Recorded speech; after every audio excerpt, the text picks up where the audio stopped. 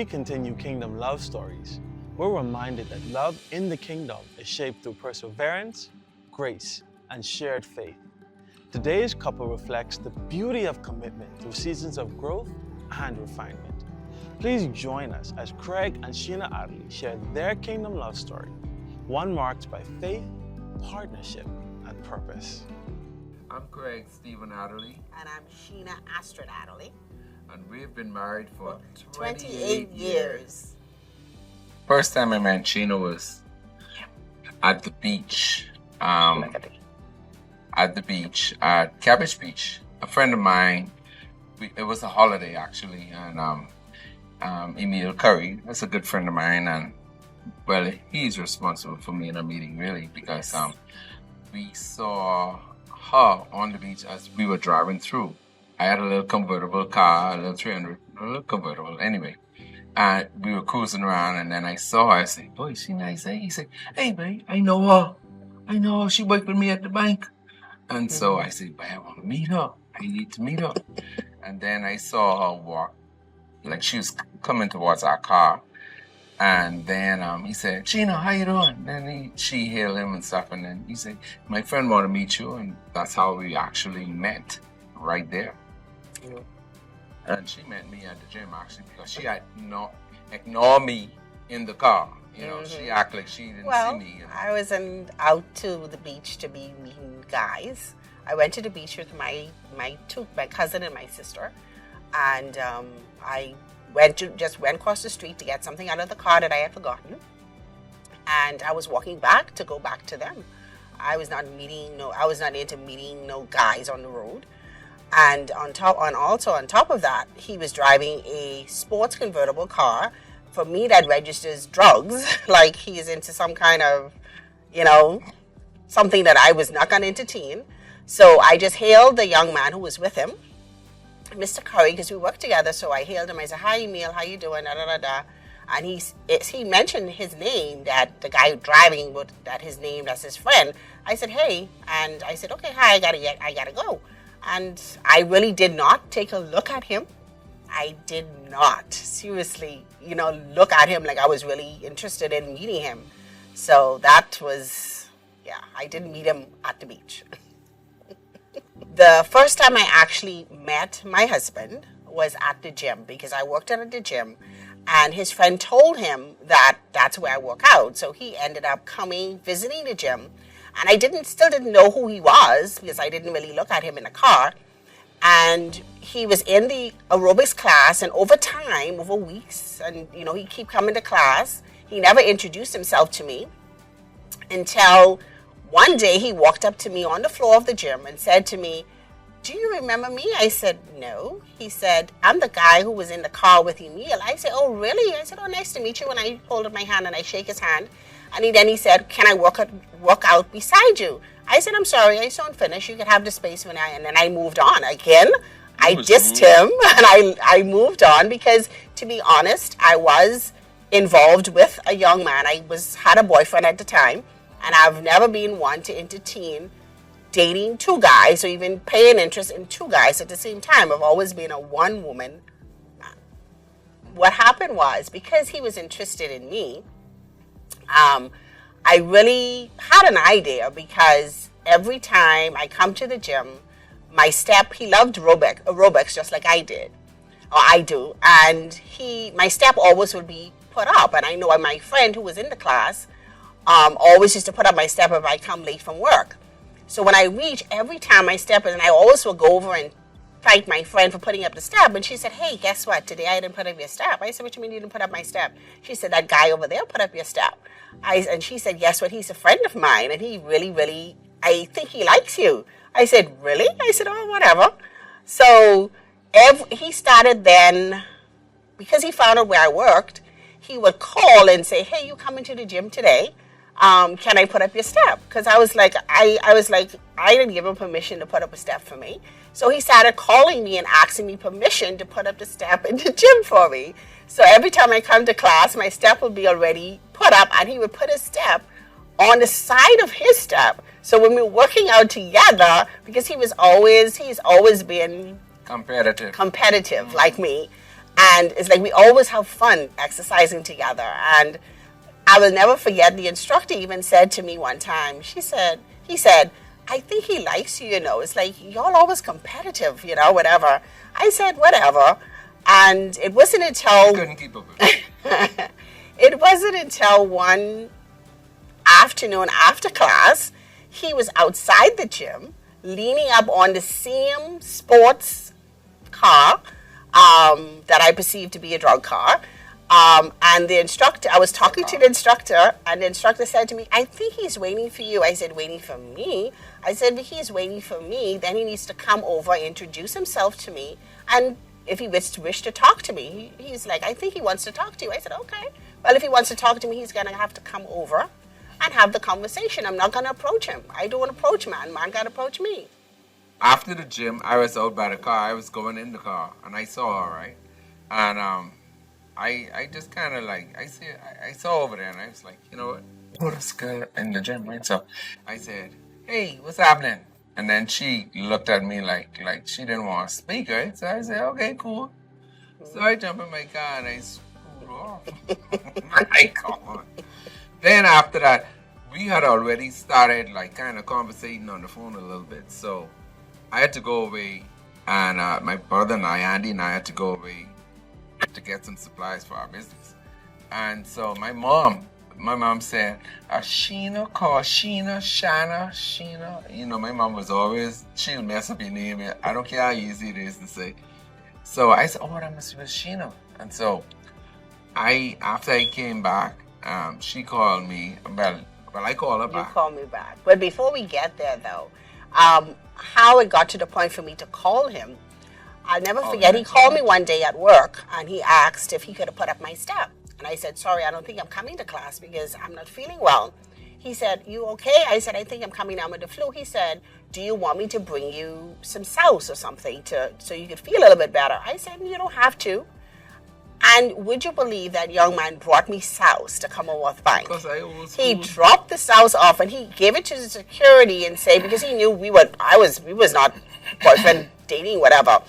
And he just, and security brought it to me and said, hey, one young man in a red car dropped this sauce off for you. I said, really? He actually brought me sauce.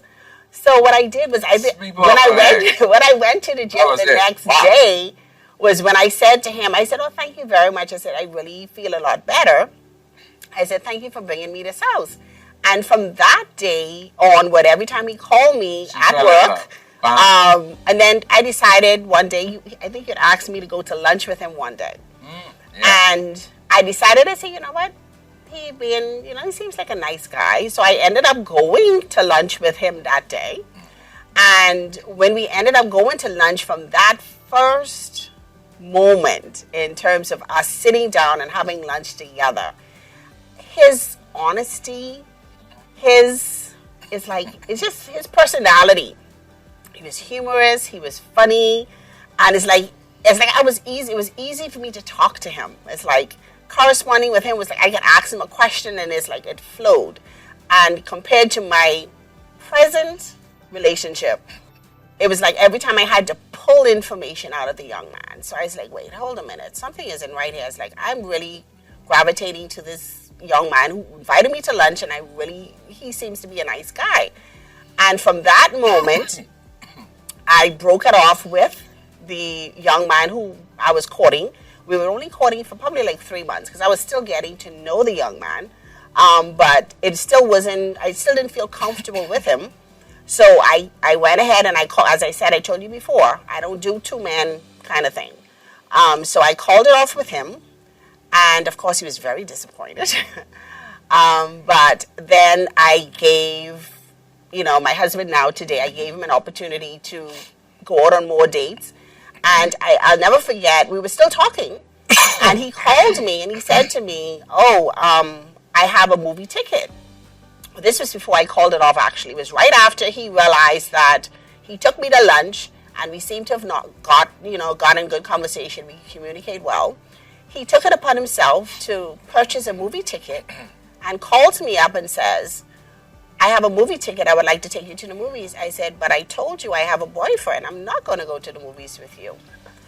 And that actually You know, pushed they him cut to the the guy point off. of, no, I hadn't cut him off Oh, yet. okay. But I did cut it off after that. After that. But he already made up in his mind, hey, I'm going to leave this girl alone. She, say she have a boyfriend, I'm going to respect that. I pay all his money for the movie tickets, as he told me later. And I didn't go to the movies with him. He wasted paid movie tickets. So $10. after breaking it off with the young man, it was probably about a week when I realized I I think I like this guy from the gym, this Craig guy.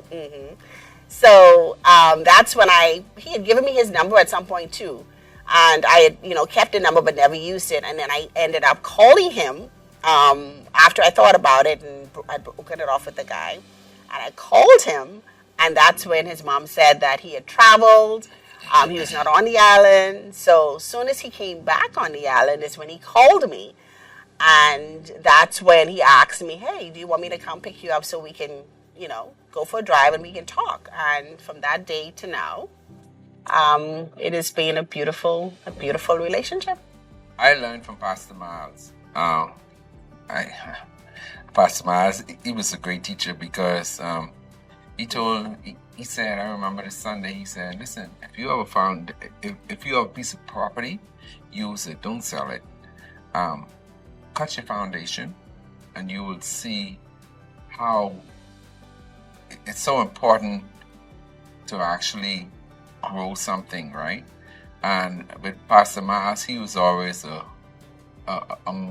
he motivated me so much. He always motivated me, and that's why I liked his teaching and stuff. So that's why I stuck to this church. I was always Catholic. That's in Francis Church. And after I came here, I got hooked on his teaching, and then I stayed here, and I was here ever since. And he was the best teacher I have ever had. With marriage, and he told me how like a man is the foundation of the home, and I took that really deeply, and that's how I live right now. Because everything I accomplish, I give God thanks for it, and I take care of everything God gives to me. I don't just look at it as if it's just a thing. I know it's a thing, but I take care of the thing because Pastor Miles told me, if God bless you with something small, trust me, you take care of that small thing, He give you more and more and more and more. And he takes good care of me. Yeah, I wake up 6 o'clock every morning to clean her car to make sure she's nice and fresh. He treats me like a queen, to be honest. I try. A pastor told me, one pastor I knew, he told me, say, listen, make it hard for any other man to take your woman. Make her think before she even think of going somewhere else. And it works. Man at the cooler. Yeah, because Pastor Miles used to say, there's always a guy at the cooler at her job who tell her she look nice, she's beautiful, and all that stuff.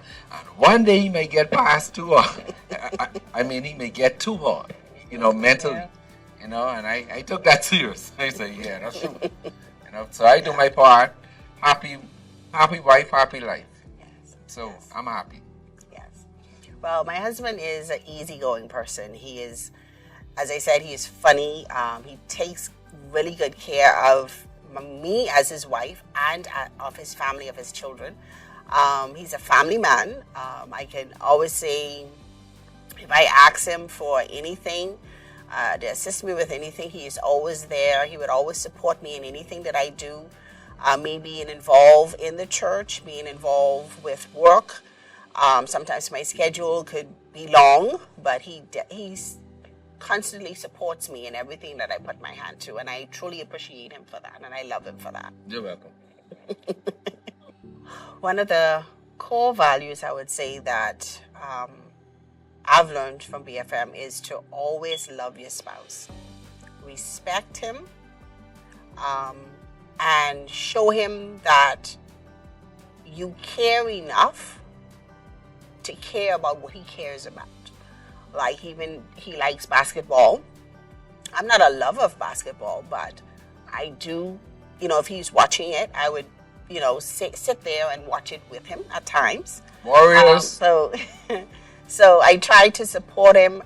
So the teachings at BFM is really, really brought us closer as a couple, because when it comes to learning about love and putting God first is so important. And we appreciate the teachings that we've gotten at BFM in terms of that. January, 28 years. yeah, it'll be 28 years in January. Years in January. Yeah. Yes. That's what I know of forever. That's how I feel. I feel like a long time. But it don't feel that long, though. No, it doesn't. I mean, because we kind of, with our marriage, it ain't like no pressure, which is good. Because if she want to go to the women's conference or anything like that, she got to travel. I say, go ahead, have fun. I just be right home there. I like being home. They call me the home boy. So I love home. I make the home comfortable enough so that I can just stay home and relax myself, hang with my kids, and and our grandkids are here now, so that's more fun. So I could And deal with I'm it. not one of those wives who are, what you call it, nagging wives. No, No, I would be up on the roof. no. I when he's having his moment and he wants to get a situation resolved, he's upset about something, I listen to him first, and then respond. I try not to, how women like to always be jumping in and over talking. No, if he's upset about something, I let him talk. If I'm upset about something, he allowed me to talk, and then we discuss it and come to a resolution. So we do not go to bed angry. Okay, so we try to resolve the issues beforehand. Yeah, because I like my cuddling.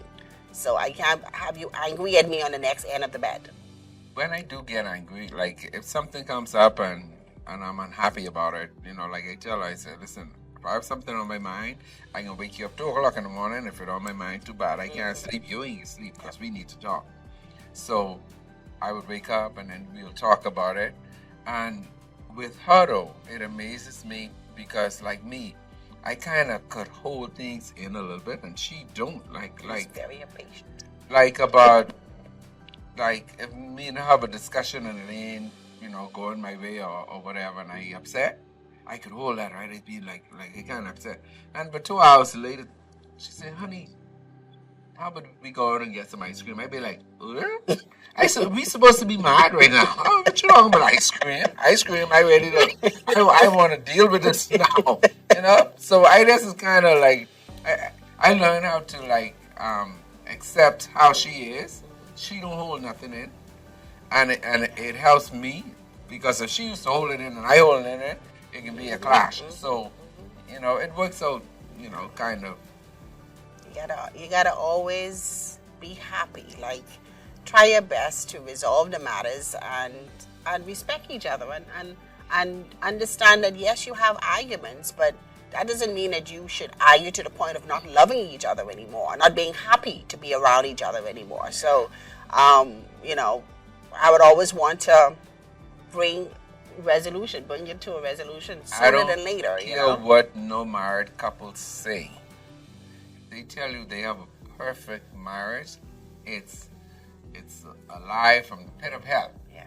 Because all marriages have some kind of, clashing, Yes. because me and her are two different people. You understand? So that's why I always say that no marriage is perfect. I hear some people say that we don't argue. Everybody have a disagreement. Yes. You don't have to argue and fight, but you have a discussion. You have disagreements. And disagreement. Yes. And it's okay. It puts spice in the marriage. Yes. That's what I tell people. I say, but y'all marriage must be boring if y'all don't argue once in a while, And you have to, ain't nobody perfect. I know I'm not. I would like to tell couples, like I normally do though, if I meet somebody who want to talk about their marriage and stuff, I would say, listen, don't keep nothing in. Like me, I'm an open book. I let you know what's going on. I let you know how I'm thinking. And I said, your spouse cannot read your mind. All right? So do not, I repeat, do not hold things in and expect her to figure it out. It don't work that way. So I always tell them, talk to each other. If you're unhappy about something, tell her. If my wife cook and the food a little salty, I can tell her because I don't want to eat salt twice. Men have this habit, and I hate to hear them say, man, I don't want to make the wife mad. I say, bro, you can be eating bad food all your life. Yeah. If you don't be honest, tell her, listen, honey, it was a little salty. Cut back on the salt a little bit, and she was good. Right? So I tell her how I feel about how the food tastes. I tell her about everything I'm unhappy with, and she tells me the same thing. So we try to meet each other halfway, and it works out. You know, why hold that in and you be eating bad food the rest of your life, and you end up eating other woman's food? It's important. That's what has happened. Yep. It's important to Yeah, communicate. Do not go to bed angry, and pray for your spouse. Pray for your spouse, each other every day. Find time to pray together and pray for your spouse constantly. And that will, and always show your spouse respect and love. Because that is what God requires you to do. So show them respect and love, and you will be fine. Secret ingredient. Okay. That's a good question. That's a good question. What do we do? Well, trust. Mm-hmm. Okay. Yes. I look at it. You have to trust your wife. Yes. Because let me tell you something. If a woman want to do something, she can do it. Yep. So you may as well trust her until you catch her in something. That's how I feel. Yeah. I trust I you feel until the I same. can't trust you. You understand what I mean? And that helps a lot in a marriage. Trust. Let her have her freedom to do what she really wants to do. Let me have my freedom to do what I really want to do. And, you know, everything works out fine. I think, you know, a lot of men can't trust their woman because of previous relationships and stuff. Mm-hmm. And it's wrong because everybody is different. Yeah, and they bring their bad luggage into your relationship. You know, for me, I've never been a woman to listen to other women or have friends who telling me things in my ears. I always been one to get to know my partner and trust him, and then I trust God first.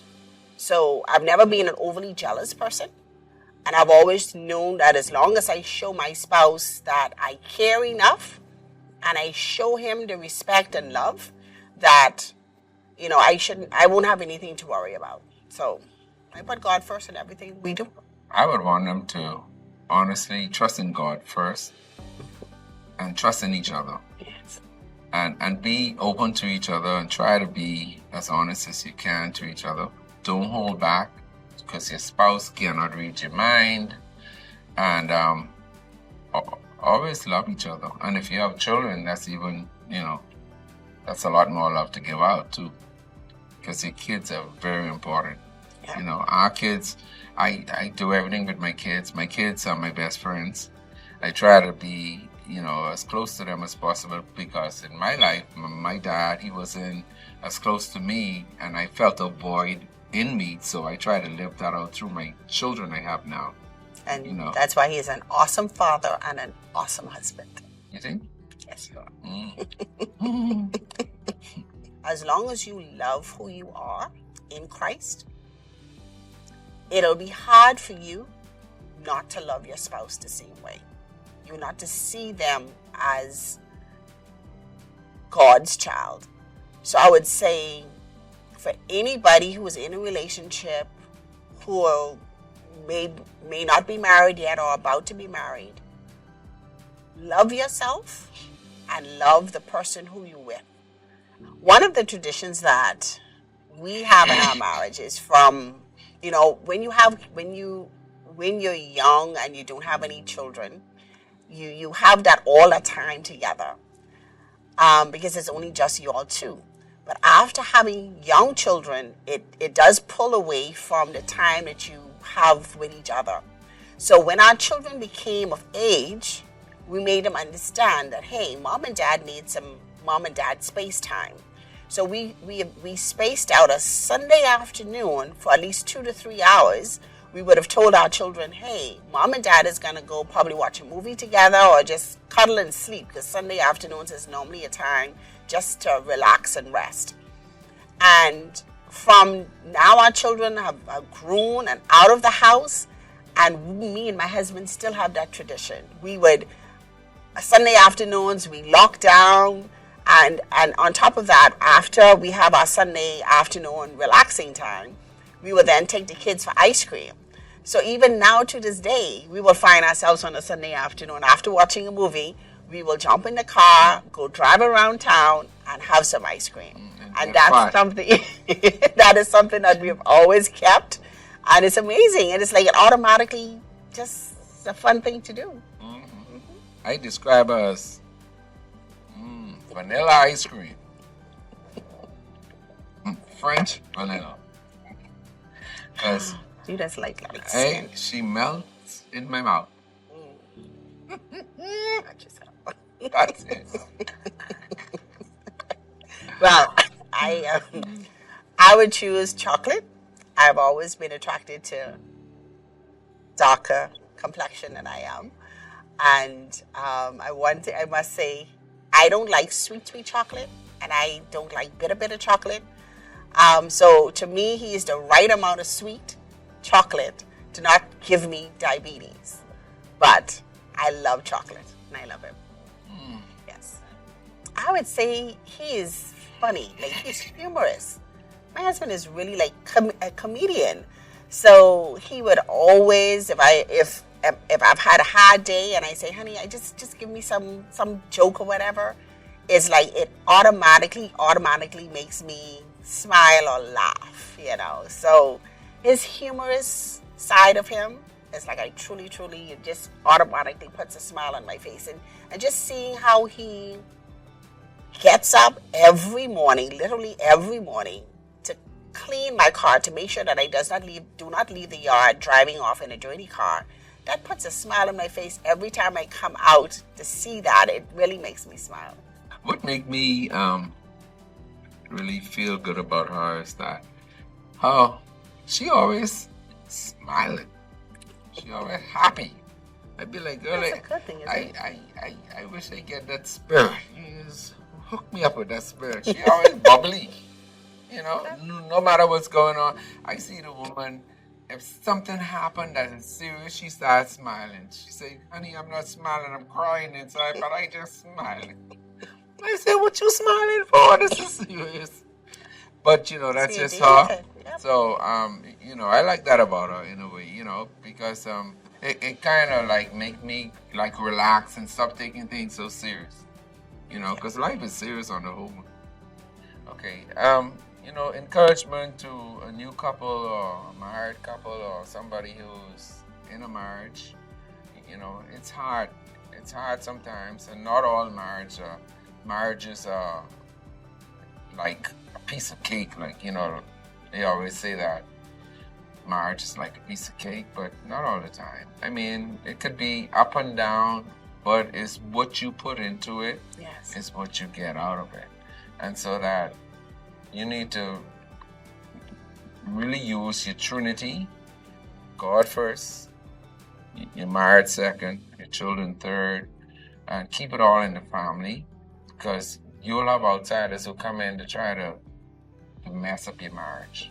You know, I have seen it happen over and over again. A lot of people are jealous of you, so watch who you keep company with. Like I try to tell my son that, I said, listen, I have about 3 good friends, very good friends who I could talk to if I have any problems or I need to talk to somebody, and I trust those people and they trust me. So, you know, have someone who you could talk to, who you trust, and you know, everything should be good. I mean, it ain't gonna be perfect, but it should be good. Yes. You know, in your life. You don't want to have a marriage where you unhappy and, you know, and everything ain't going like you thought it would have been going, you know. Because a lot of people, I've seen brides and grooms who I did weddings of, and I've seen some of them, you know, I asked how the wife was, boy, I don't like it, boy, what, I divorce her, and they'd be like, what? You know, and he was on the altar, he was up at the reception saying how he loved this woman, he started crying, and he'll never leave her, and blah, blah, blah. And a couple, 2-3 years after that, it was completely the opposite, you know. And I was like, where all that went? Yeah. You know, and a lot of people use love. Love is a used word. I tell my wife I love her I tell her I love her, but I show I love her. You know, I don't just go telling her. Don't sing it, bring it. Amen. Okay? So, take that serious enough, and then your marriage will be fine. And keep God's first. I'm Craig. I'm Sheena. And we are Team Adderley. And this is our Kingdom Love Story. At Bahamas Faith Ministries, we believe giving is an essential part of our worship and our commitment to advancing the kingdom of God. We have provided several convenient and secure ways for you to give and support the vision. Here are 4 ways to give. Number 1, visit our website at www.bfmionline.com and simply click the Give button. Number 2, place your gift in the seed box at the Miles E. Monroe Diplomat Center in Nassau, Bahamas, the place where God lives. Number 3, give by direct deposit in the Bahamas. Our bank is Bank of the Bahamas. The account name is Bahamas Faith Ministries. The account number is 135-000-0886. Our branch is Shirley Street, branch number 03157. After making your transfer, kindly email proof of payment to give@bfmionline.com so our finance team can promptly confirm and record your deposit. Number 4, give by credit card in person at the Miles E. Monroe Diplomat Center. Thank you for your generosity and faithful support. Together, we are fulfilling our mission to impact lives, influence nations, and advance the kingdom of God.